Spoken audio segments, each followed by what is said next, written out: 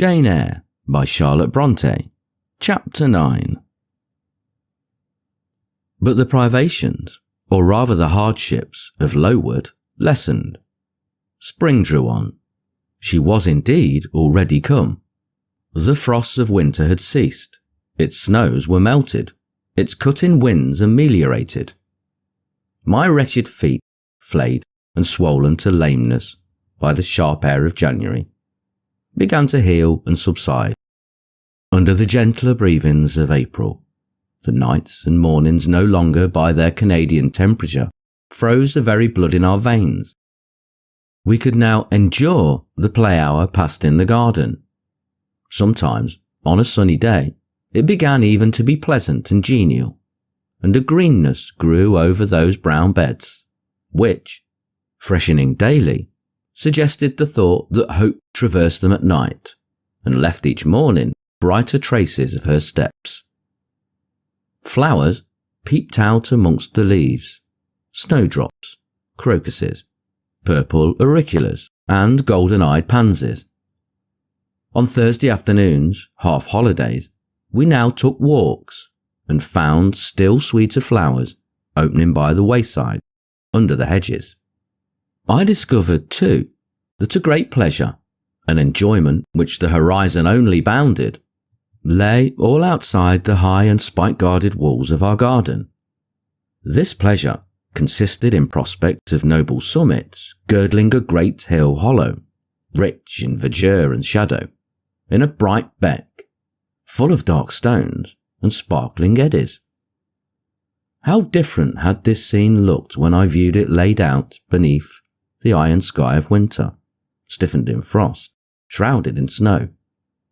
When mists as chill as death wandered to the impulse of east wings along those purple peaks, and rolled down Ing and Holm, till they blended with the frozen fog of the beck. The beck itself was then a torrent, turbid and curbless. It tore asunder the wood, and sent a raving sound through the air, often thickened with wild rain or whirling sleet, and for the forests on its banks, that showed only ranks of skeletons. April advanced to May. A bright, serene May it was. Days of blue sky, placid sunshine, and soft western or southern gales filled up its duration. And now, vegetation matured with vigour. Lowood shook loose its tresses. It became all green, all flowery. Its great elm, ash, and oak skeletons were restored to majestic life. Woodland plants sprang up profusely in its recesses. Unnumbered varieties of moss filled its hollows, and it made a strange ground sunshine out of the wealth of its wild primrose plants. I have seen their pale gold gleam in overshadowed spots, like scatterings of the sweetest lustre. All this I enjoyed often and fully, free, unwatched, and almost alone. For this unwanton liberty and pleasure there was a cause, to which it now becomes my task to advert. Have I not described a pleasant site for a dwelling, when I speak of it as bosomed in hill and wood, and rising from the verge of a stream? Assuredly, pleasant enough. But whether healthy or not is another question. The forest dell, where Lowood lay, was the cradle of fog and fog-bred pestilence, which, quickening with the quickening spring, crept into the orphan asylum, breathed typhus through its crowded schoolroom and dormitory, and, ere May arrived, transformed the seminary into a hospital. Semi-starvation and neglected colds had predisposed most of the pupils to receive infection. 45 out of 80 girls lay ill at one time. Classes were broken up, rules relaxed. The few who continued well were allowed almost unlimited license, because the medical attendant insisted on the necessity of frequent exercise to keep them in health. And, had it been otherwise, No one had leisure to watch or restrain them. Miss Temple's whole attention was absorbed by the patients. She lived in the sick room, never quitting it except to snatch a few hours' rest at night. Teachers were fully occupied with packing up and making other necessary preparations for the departure of those girls who were fortunate enough to have friends and relations able and willing to remove them from the seat of contagion. Many, already smitten, went home only to die. Some died at the school and were buried quietly and quickly, the nature of the malady forbidding delay. While disease had thus become an inhabitant of Lowood, and death its frequent visitor, while there was a gloom and fear within its walls, while its rooms and passages steamed with hospital smells, the drug and the pastille, striving vainly to overcome the effluvia of mortality, that bright May shone unclouded over the bold hills and beautiful woodland out of doors. Its garden, too, glowed with flowers. Hollyhocks had sprung up tall as trees, lilies had opened, tulips and roses were in bloom. The borders of the little beds were gay with pink thrift and crimson double daisies. The sweetbriars gave out, morning and evening, their scent of spice and apples, and these fragrant treasures were all useless for most of the inmates of Lowood, except to furnish now and then a handful of herbs and blossoms to put in a coffin. But I, and the rest who continued well, enjoyed fully the beauties of the scene and season. They let us ramble in the wood, like gypsies, from morning till night. We did what we liked, went where we liked. We lived better too. Mr. Brocklehurst and his family never came near Lowood now. Household matters were not scrutinised into. The cross housekeeper was gone, driven away by the fear of infection. Her successor, who had been matron at the Lowton dispensary, unused to the ways of her new abode, provided with comparative liberality. Besides, there were fewer to feed. The sick could eat little. Our breakfast basins were better filled, and there was no time to prepare a regular dinner, which often happened. She would give us a large piece of cold pie, or a thick slice of bread and cheese, and this we carried away with us to the wood, where we would each choose the spot we liked best, and dined sumptuously. My favourite seat was a smooth and broad stone, rising white and dry from the very middle of the beck, and only to be got at by wading through the water, a feat I accomplished barefoot. The stone was just broad enough to accommodate, comfortably, another girl and me. At that time, my chosen comrade, one Mary Ann Wilson, a shrewd, observant personage, whose society I took pleasure in, partly because she was witty and original, and partly because she had a manner which set me at my ease. Some years older than I, she knew more of the world, and could tell me many things I liked to hear. With her, my curiosity found gratification. To my faults also, she gave ample indulgence, never imposing curb or rein on anything I said. She had a turn for narrative, I for analysis. She liked to inform, I to question. So we got on swimmingly together, deriving much entertainment, if not much improvement, from our mutual intercourse. And where, meantime, was Helen Burns? Why did I not spend these sweet days of liberty with her? Had I forgotten her?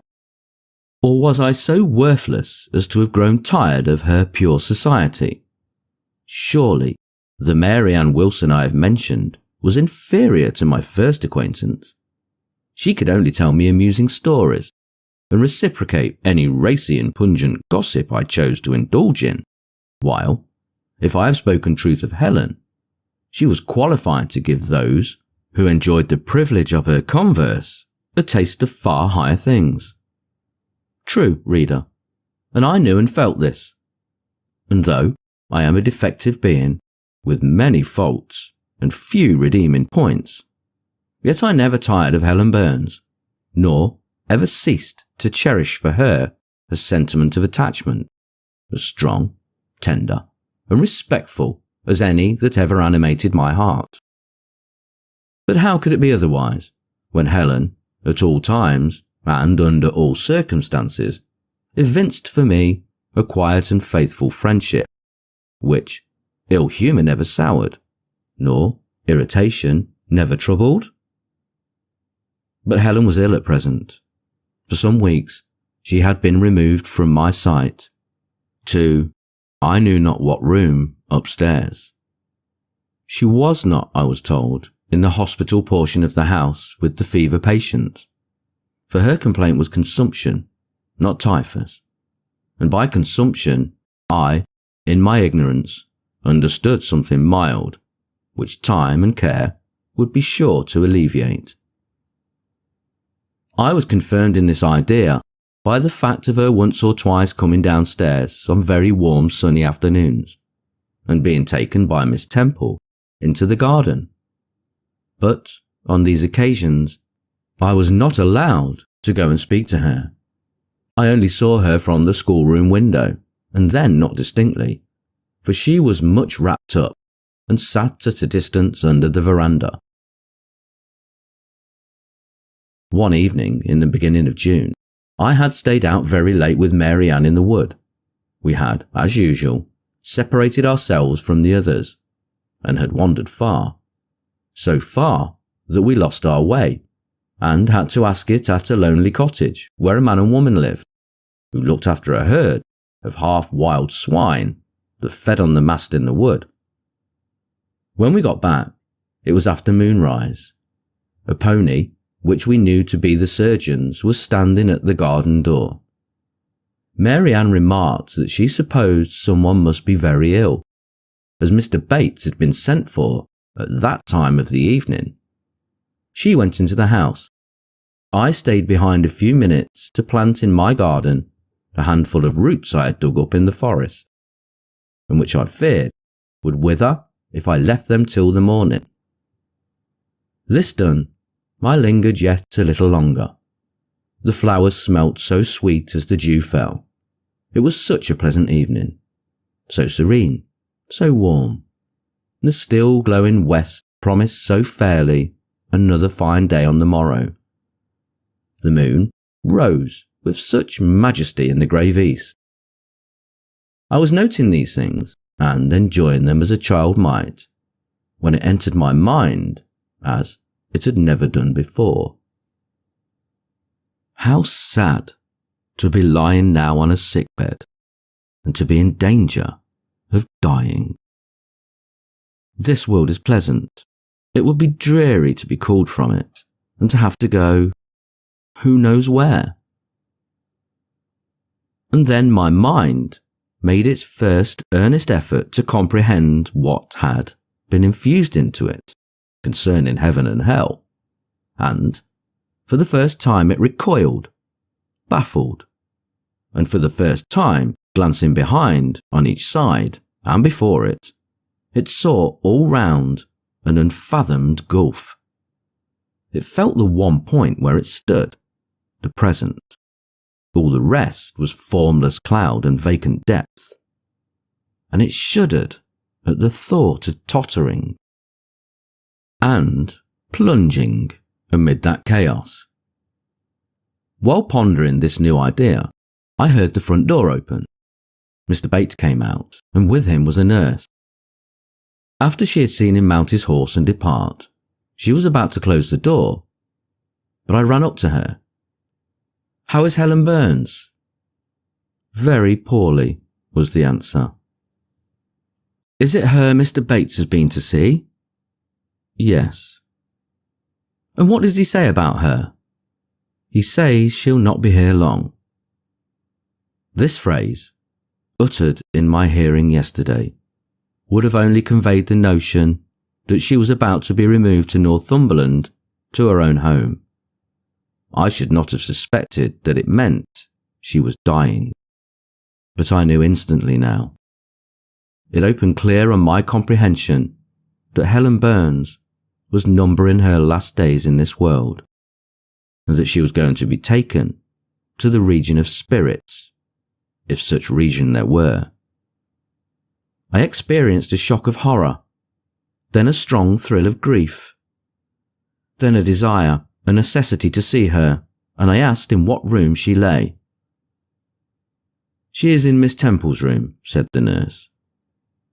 "May I go up and speak to her?" "Oh, no, child, it is not likely. And now it is time for you to come in. You'll catch the fever if you stop out when the dew is falling." The nurse closed the front door. I went in by the side entrance which led to the schoolroom. I was just in time. It was 9 o'clock, and Miss Miller was calling the pupils to go to bed. It might be 2 hours later, probably near 11, when I, not having been able to fall asleep, and deeming, from the perfect silence of the dormitory, that my companions were all wrapped up in profound repose, rose softly, put on my frock over my nightdress, and without shoes, crept from the apartment and set off in quest of Miss Temple's room.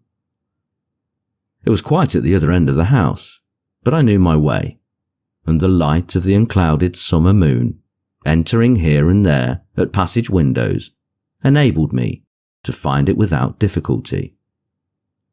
An odour of camphor and burnt vinegar warned me when I came near the fever room, and I passed its door quickly, fearful lest the nurse who sat up all night should hear me. I dreaded being discovered and sent back, for I must see Helen. I must embrace her before she died. I must give her one last kiss, exchange with her one last word. Having descended a staircase, traversed a portion of the house below, and succeeded in opening and shutting without noise 2 doors, I reached another flight of steps. These I mounted, and then, just opposite to me, was Miss Temple's room. A light shone through the keyhole and from under the door. A profound stillness pervaded the vicinity. Coming near, I found the door slightly ajar, probably to admit some fresh air into the close abode of sickness. Indisposed to hesitate, and full of impatient impulses, soul and senses quivering with keen throes, I put it back and looked in. My eye sought Helen, and feared to find death. Close by Miss Temple's bed, and half covered with its white curtains, there stood a little crib. I saw the outline of a form under the clothes, but the face was hid by the hangings. The nurse I had spoken to in the garden sat in an easy chair asleep. An unsnuffed candle burnt dimly on the table. Miss Temple was not to be seen. I knew afterwards that she had been called to a delirious patient in the fever room. I advanced, then paused by the crib's side. My hand was on the curtain, but I preferred speaking before I withdrew it. I still recalled at the dread of seeing a corpse. "Helen," I whispered softly, "are you awake?" She stirred herself, pulled back the curtain, and I saw her face, pale, wasted, but quite composed. She looked so little changed that my fear was instantly dissipated. "Can it be you, Jane?" she asked in her own gentle voice. "Oh," I thought, "she is not going to die. They are mistaken. She could not speak and look so calmly if she were." I got onto her crib and kissed her. Her forehead was cold, and her cheek both cold and thin, and so were her hand and wrist. But she smiled as of old. "Why you come here, Jane? It is past 11 o'clock. I heard it strike some minutes since." "I came to see you, Helen. I heard you were very ill, and I could not sleep till I had spoken to you." "You came to bid me goodbye then. You're just in time, probably. Are you going somewhere, Helen? Are you going home? Yes, to my long home. My last home. No, no, Helen. I stopped, distressed. While I tried to devour my tears, a fit of coughing seized Helen. It did not, however, wake the nurse. When it was over, she lay some minutes exhausted. Then she whispered, Jane, your little feet are bare. Lie down and cover yourself with my quilt. I did so. She put her arm over me, and I nestled close to her. After a long silence, she resumed, still whispering, I am very happy, Jane. And when you hear that I am dead, you must be sure and not grieve. There is nothing to grieve about. We all must die one day, and the illness which is removing me is not painful. It is gentle and gradual. My mind is at rest. I leave no one to regret me much. I have only a father, and he is lately married, and will not miss me. By dying young I shall escape great sufferings. I had not qualities or talents to make my way very well in the world. I should have been continually at fault. But where are you going to, Helen? Can you see? Do you know? I believe. I have faith. I am going to God. Where is God? What is God? My Maker and yours, who will never destroy what he created. I rely implicitly on his power and confide wholly in his goodness. I count the hours till that eventful one arrives, which shall restore me to him, reveal him to me. You are sure then, Helen, that there is such a place as heaven, and that our souls can get to it when we die? I am sure there is a future state. I believe God is good. I can resign my immortal part to him without any misgiving. God is my Father. God is my friend. I love him. I believe he loves me. And shall I see you again, Helen, when I die? You will come to the same region of happiness, be received by the same mighty, universal parent. No doubt, dear Jane. Again I questioned, but this time only in thought. Where is that region? Does it exist? And I clasped my arms closer around Helen. She seemed dearer to me than ever. I felt as if I could not let her go. I lay, with my face hidden on her neck. Presently she said, in the sweetest tone, How comfortable I am. That last fit of coughing has tired me a little. I feel as if I could sleep. But don't leave me, Jane. I like to have you near me. I'll stay with you, dear Helen. No one shall take me away. Are you warm, darling? Yes? Good night, Jane. Good night, Helen. She kissed me, and I her, and we both soon slumbered. When I awoke it was day. An unusual movement roused me. I looked up. I was in somebody's arms. The nurse held me. She was carrying me through the passage back to the dormitory. I was not reprimanded for leaving my bed. People had something else to think about. No explanation was afforded then to my many questions, but a day or two afterwards, I learned that Miss Temple, on returning to her own room at dawn, had found me laid in the little crib, my face against Helen Burns' shoulder, my arms round her neck. I was asleep, and Helen was dead. Her grave is in Brocklebridge churchyard. For 15 years after her death, it was only covered by a grassy mound, but now a grey marble tablet marks the spot, inscribed with her name and the word Resurgam.